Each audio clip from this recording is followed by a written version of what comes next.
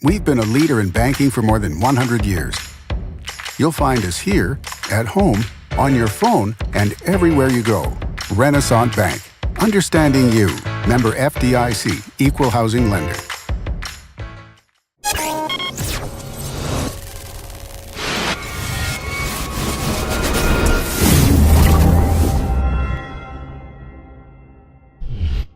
Sponsored by Renaissance Bank. Good morning and welcome to Daily Journal Newsbreak for Tuesday, November 7th. I'm your host, Chris Kiefer. We'll take a look at the top news and sports stories from Northeast Mississippi, but first, let's start with your weather forecast. Today we're looking at thunderstorms with a high of 69 and a low of 50, 60% chance of rain. Your 3-day outlook calls for partly cloudy skies, but cooler temperatures on Wednesday, a high of 57 and a low of 44, 20% chance of rain. Staying partly cloudy on Thursday with a high of 63 and a low of 40, 10% chance of rain. Similarly on Friday, sunny, high of 63 and a low of 41 with a 0% chance of rain. Let's take a look now at today's top headlines. Lee County leaders are considering a much more modest plan to renovate and expand the current jail facility. The current plan would only cost $8 million. That's much less than the $51 million proposal that failed during the summer. District 1 Supervisor Phil Morgan announced a new proposal to the Board of Supervisors on Monday. The plan was produced by architecture firm Pryor & Morrow.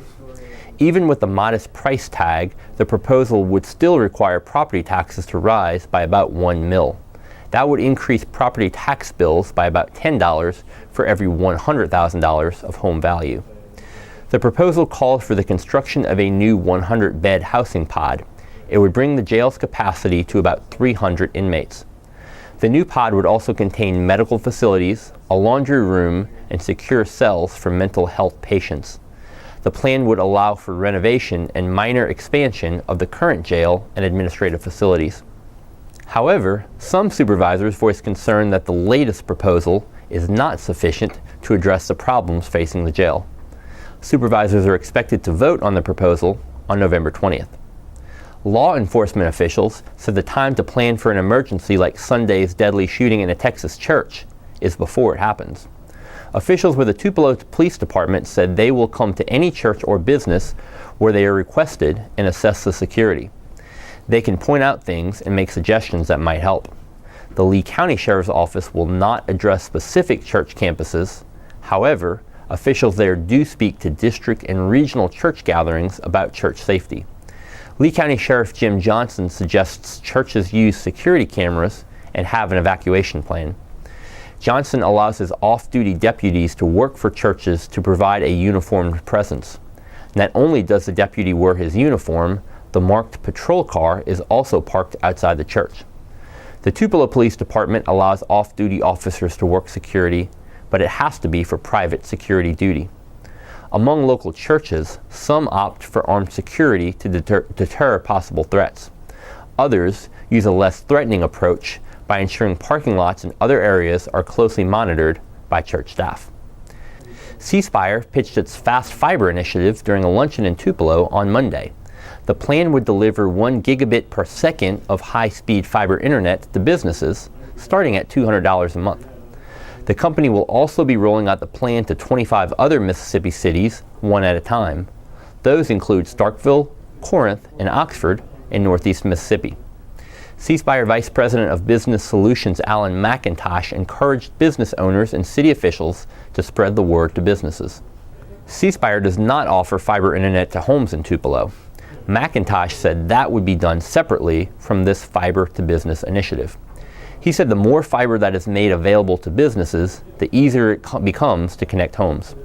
Tupelo Mayor Jason Shelton said Monday that his vision is to eventually have high-speed fiber across the city of Tupelo.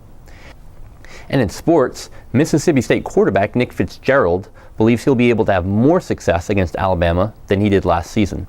The Crimson Tide limited Fitzgerald to just 15 yards on 11 carries last season in a 51-3 win in Tuscaloosa. Meanwhile, the MSU quarterback completed only 10 of 33 throws for 145 yards with 1 interception and 2 sacks. Since then, Fitzgerald has run for at least 100 yards in 8 of his last 12 games. He has 4 consecutive 100-yard rushing days and has accounted for a dozen touchdowns over that span.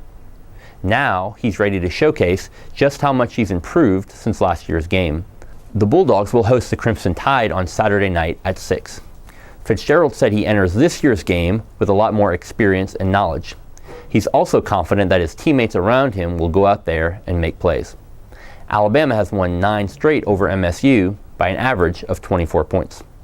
And that does it for Newsbreak on this Tuesday. Don't forget that this show is just one of the many online offerings courtesy of the Daily Journal that gets you news off the page and on the go. Check out the Capitol View webcast each Monday with Daily Journal Capitol Bureau Chief Bobby Harrison, providing analysis on the latest in state politics. This week, Bobby talked about the state revenue woes and the possible impact of the new internet sales tax. Watch it at djournal.com or on our Facebook page. Each story discussed on Newsbreak can be found in your Daily Journal or online at djournal.com, where you can also find a new episode of Newsbreak each weekday at 7 a.m. Thanks for joining us. I'm Chris Kiefer. Have a great Tuesday.